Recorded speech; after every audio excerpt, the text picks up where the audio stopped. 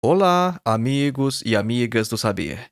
No episódio de hoje, vamos falar sobre Immanuel Kant, considerado por alguns como o filósofo mais importante da modernidade.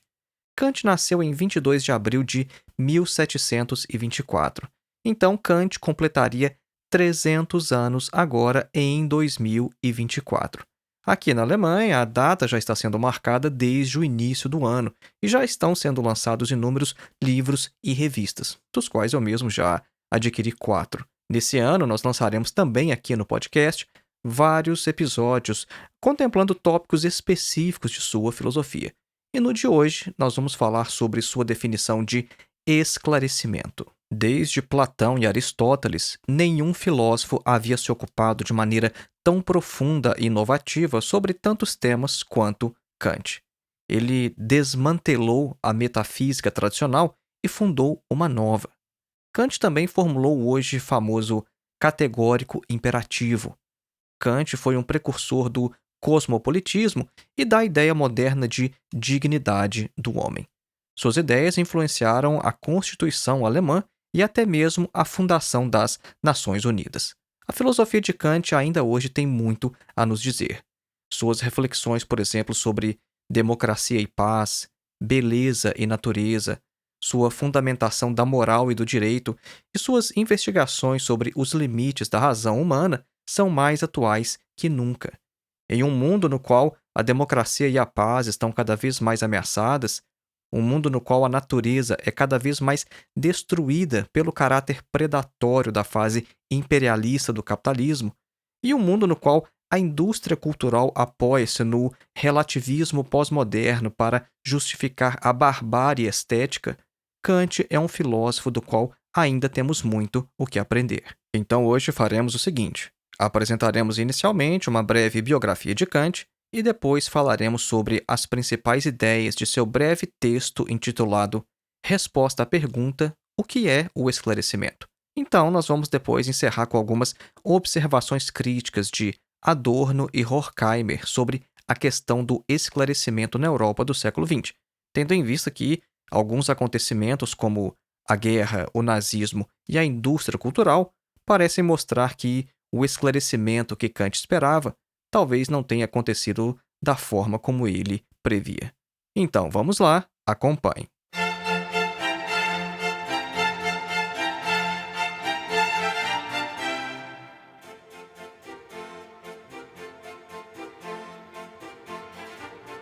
E antes de iniciar, um breve recado: faça sua inscrição em nosso curso de Introdução à Filosofia, dos Pré-Socráticos a Sartre.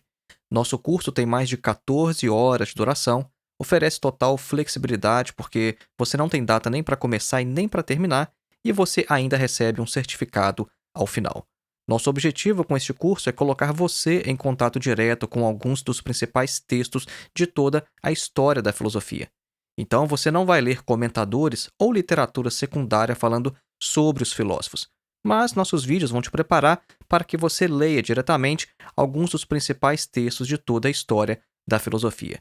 Para mais informações, basta acessar o link que está aqui na descrição deste episódio, ou então o link que você encontra em nosso site, que é www.filosofiaepsicanalise.org. E o nosso segundo e último recado é sobre o meu mais novo curso, A Filosofia de Karl Marx, uma introdução. Este curso faz um recorte naquilo que há de especificamente filosófico nas obras de Marx. Para mais informações, basta acessar o link que está aqui na descrição deste episódio. Lá você pode ver a grade curricular, alguns vídeos de exemplo e pode já fazer a sua inscrição. E lembre-se, adquirir um desses cursos é como adquirir um livro. O seu acesso é vitalício, você jamais perderá acesso a todo o conteúdo, então será um material de pesquisa que você terá para sempre. Mas com uma vantagem: o valor dos nossos cursos é muito mais acessível do que adquirir um livro físico. Voltemos então ao nosso tema, Immanuel Kant e o esclarecimento. Vamos iniciar então falando um pouco sobre a vida de Kant. Vamos apresentar uma breve biografia, um breve esboço biográfico. Inicialmente, nós podemos dizer que há um enorme contraste entre a vida exterior de Immanuel Kant e o seu pensamento revolucionário.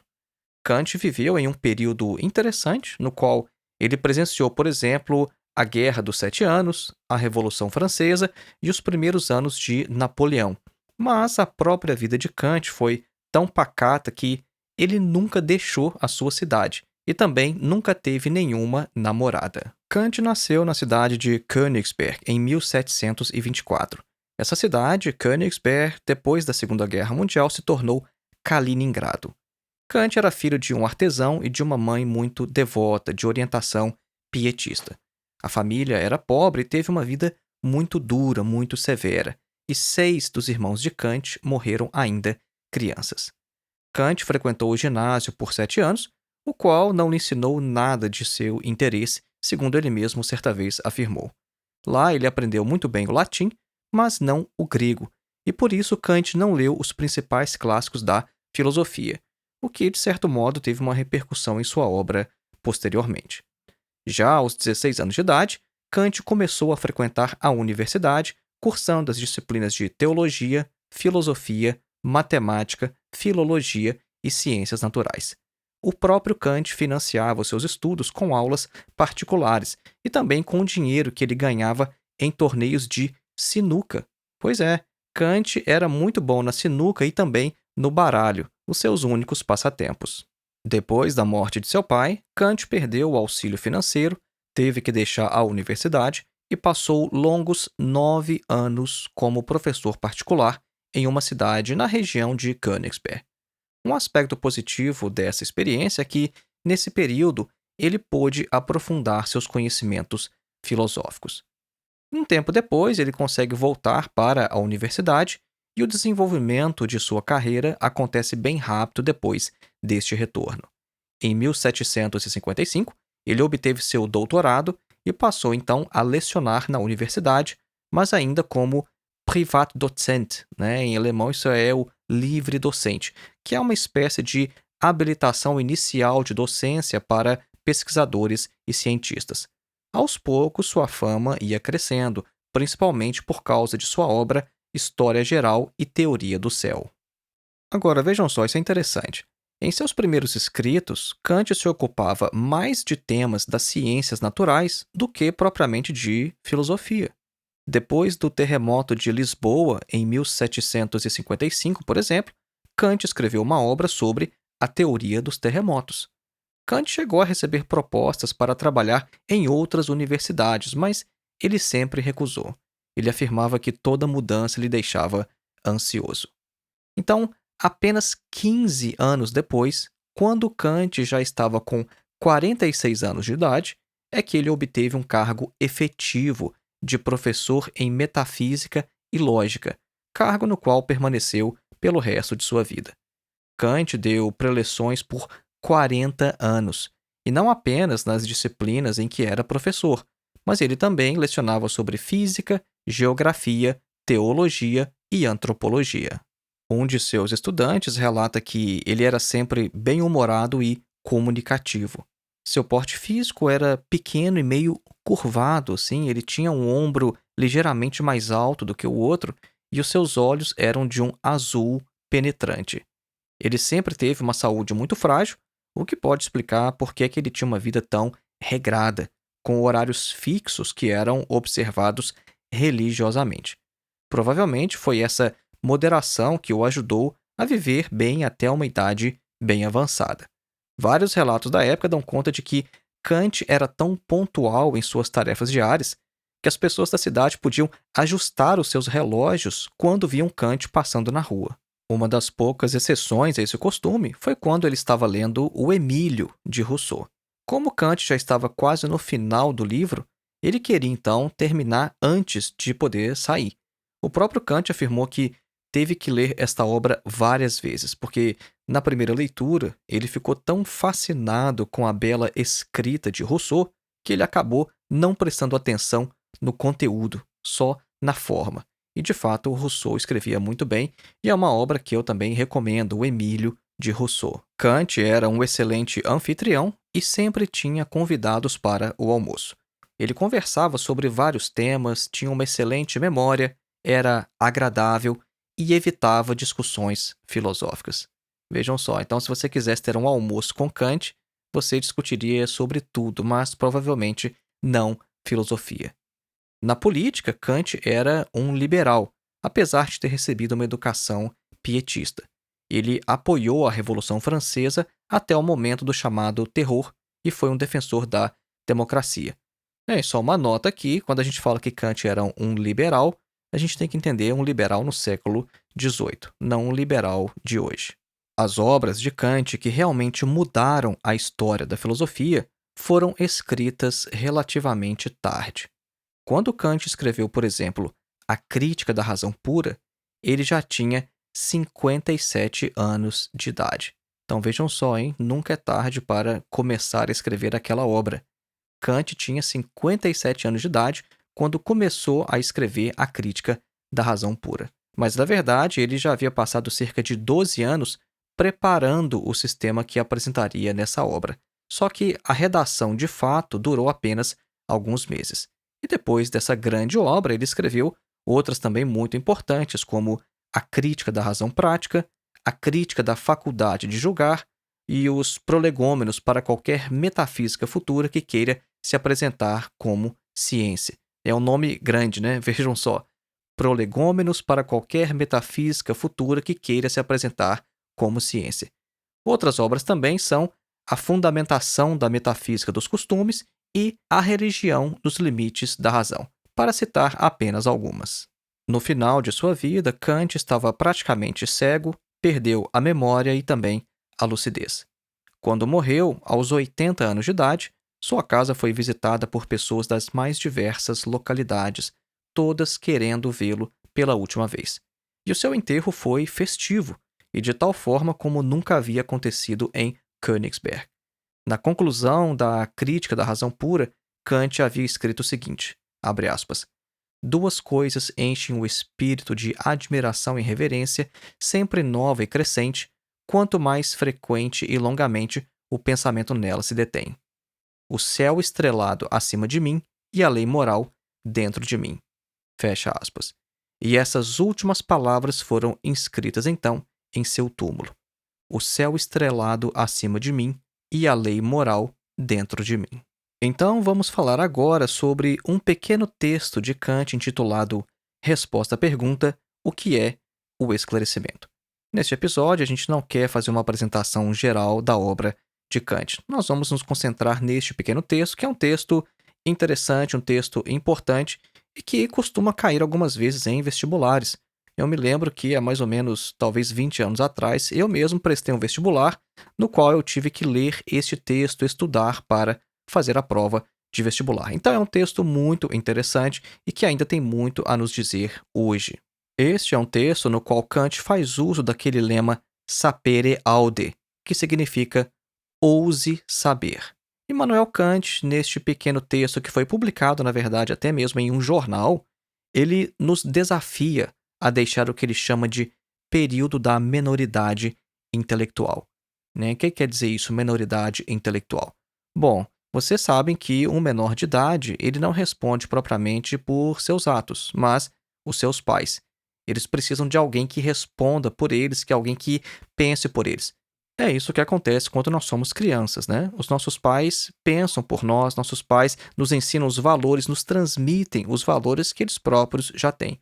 E é nesse sentido que Kant vai falar então sobre a menoridade intelectual. Isso é, quando nós ainda não pensamos por conta própria por nós mesmos. E Kant afirma o seguinte, olha, nós somos responsáveis por nossa menoridade intelectual quando esta é causada não por uma deficiência da razão, mas por falta de coragem e determinação de usar sua própria razão sem ser guiado por outros. Então, o lema do iluminismo para Kant poderia ser traduzido como ouse saber, tenha coragem de usar sua própria razão. Kant afirma que grande parte da humanidade prefere ser guiada por outros a ser livre no pensamento.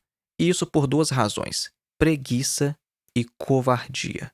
A maioria, isso é, a maioria da população, a maioria do povo, mesmo sendo politicamente livre, prefere permanecer sob tutela intelectual. E aí surge, então, os aproveitadores para se tornarem os mentores da maioria.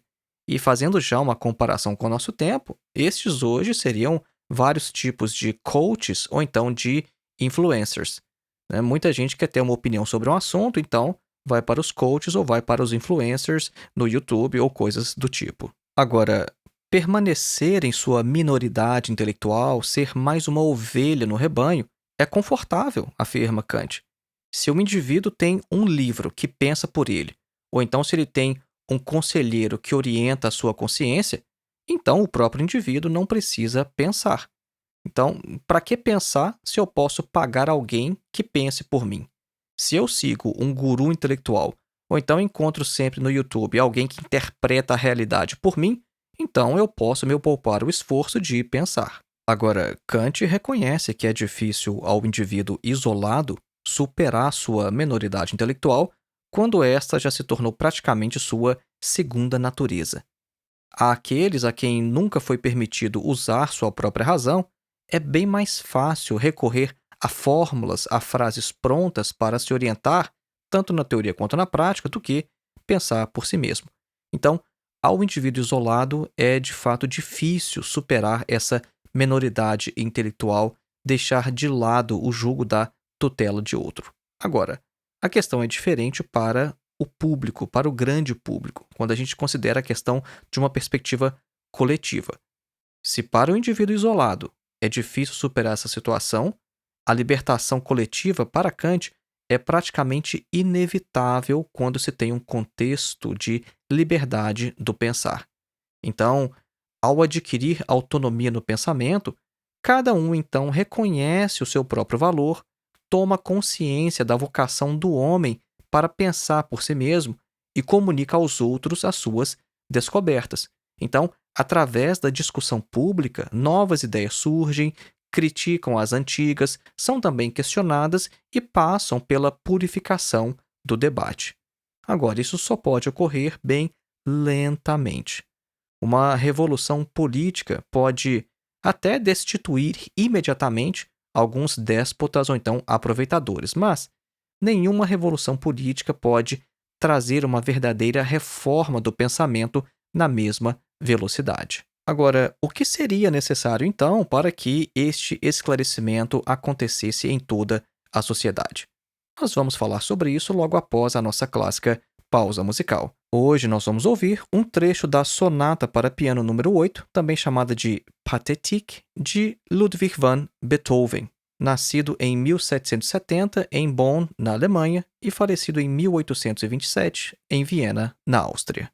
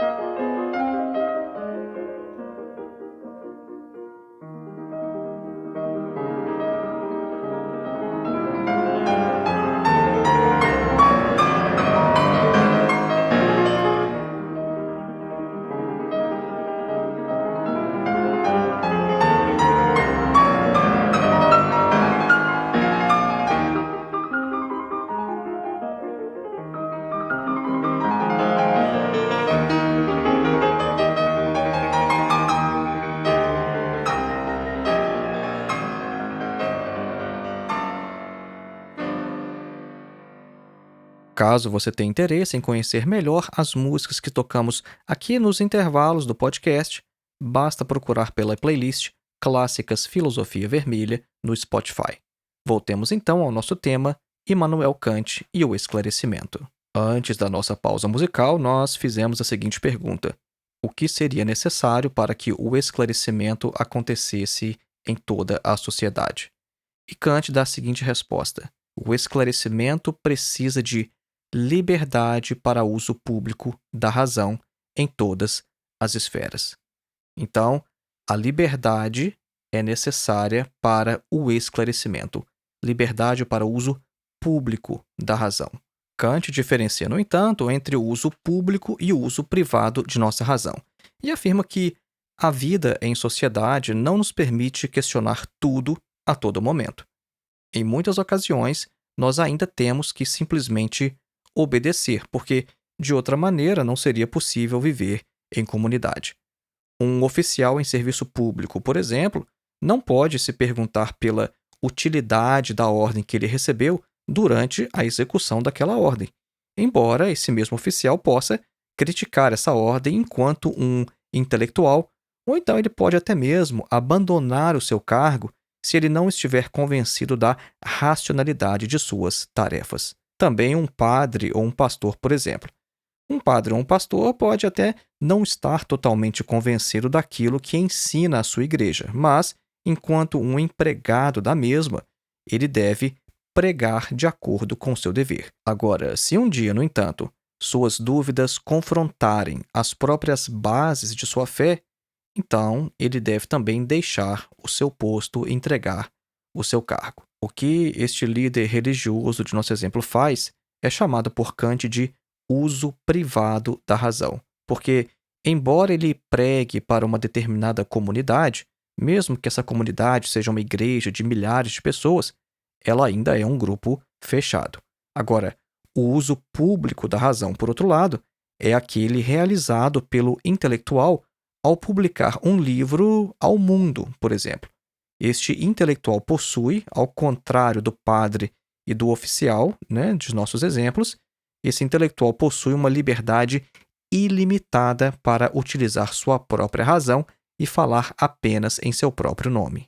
Kant afirma que a vocação originária da natureza humana consiste em evoluir, em superar os limites de seu próprio tempo. Por isso, ele diz que nenhuma geração tem o direito de negar às gerações seguintes a possibilidade de questionar aquilo que ela própria estabeleceu, de impedir o seu próprio desenvolvimento e a ampliação de seu próprio conhecimento.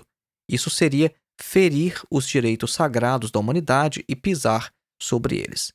É uma questão bem interessante, né?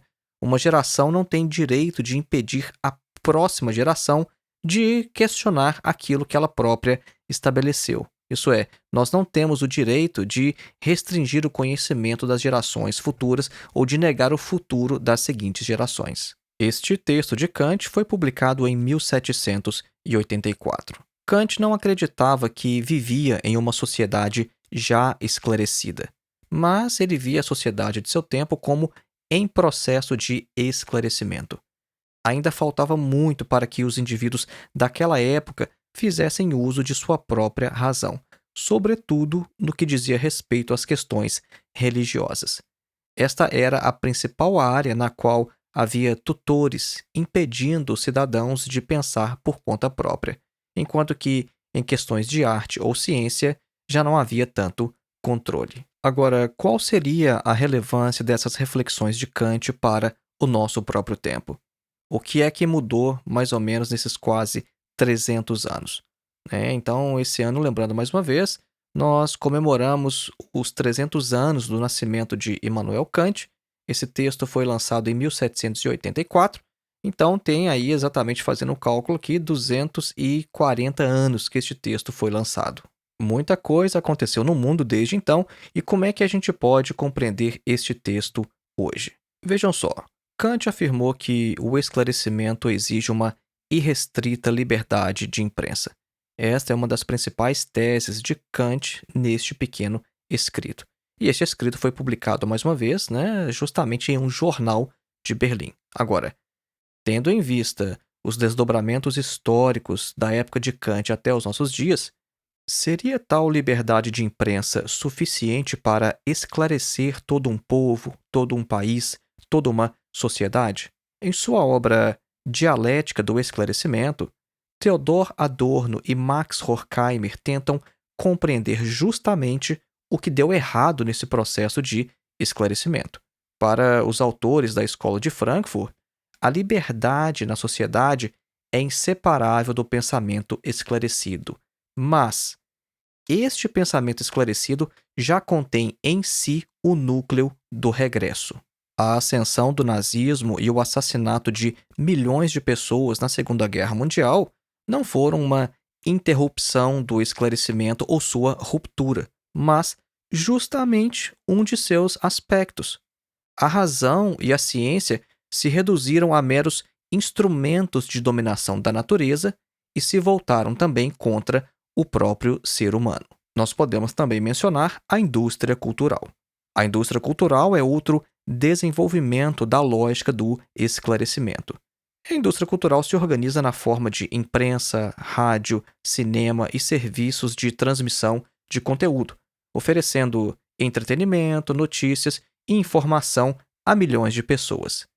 A indústria cultural busca não apenas influenciar a demanda por determinadas mercadorias, mas também a tornar minimamente previsíveis o comportamento social e político das massas. Agora, observem isso. A indústria cultural não traz o esclarecimento esperado por Kant, mas atua, na verdade, em sentido contrário. A indústria cultural aliena os indivíduos, espalha preconceitos, ideologias nefastas, define estilos de vida e hábitos de consumo. E tudo isso sem nenhum controle estatal ou censura. E em seu texto, Kant havia falado também sobre a coragem para usar a própria razão. Mas vejam, também essa coragem para usar a própria razão pode se manifestar de uma maneira não desejada por Kant em seu escrito.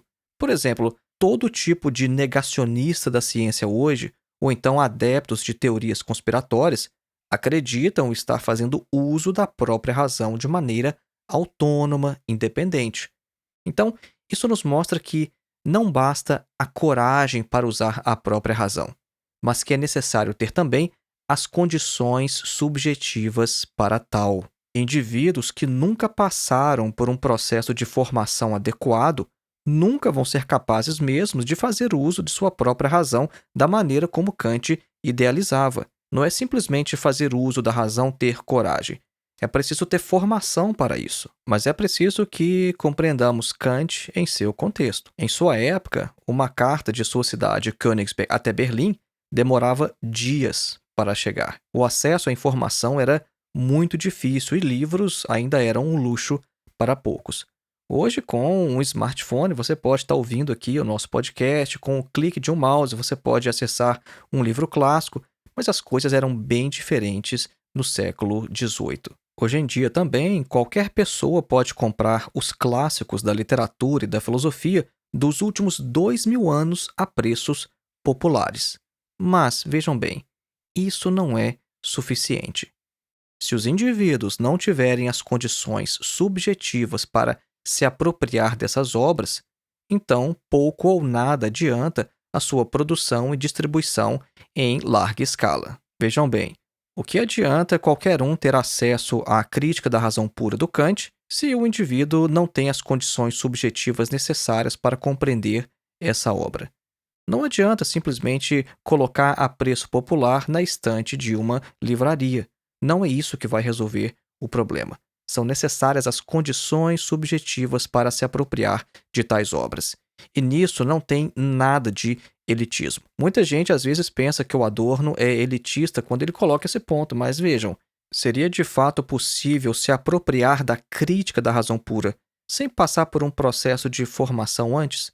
Será que a coisa é tão simples assim? Eu só compro o livro e automaticamente já entendo o que Kant está dizendo nessa obra? Então, é necessário também um processo de formação subjetiva. Mas, dificilmente, Kant poderia prever que uma irrestrita liberdade de comunicação de expressão de ideias poderia levar a certos grupos de WhatsApp hoje e que esses grupos estariam disseminando falsas informações, reforçando estereótipos, preconceitos, inclusive tendo resultados políticos catastróficos. E se você quiser aprender mais sobre Immanuel Kant, e não apenas sobre Kant, mas sobre mais de outros 20 filósofos, inscreva-se em nosso curso de Introdução à Filosofia, dos Pré-Socráticos a Sartre. O link está na descrição deste episódio, assim como o link para o meu mais novo curso, A Filosofia de Karl Marx, uma introdução. Os links estão também em meu site, www.filosofiaepsicanalise.org. E se você considera que a internet é um lugar melhor com o nosso trabalho do que sem ele, seja um de nossos apoiadores através da plataforma Apoia-se. O link está na descrição deste episódio. E você pode fazer também qualquer contribuição através de nossa chave Pix, que é o nosso endereço de e-mail, filosofiavermelha@gmail.com. Um grande abraço e até o próximo.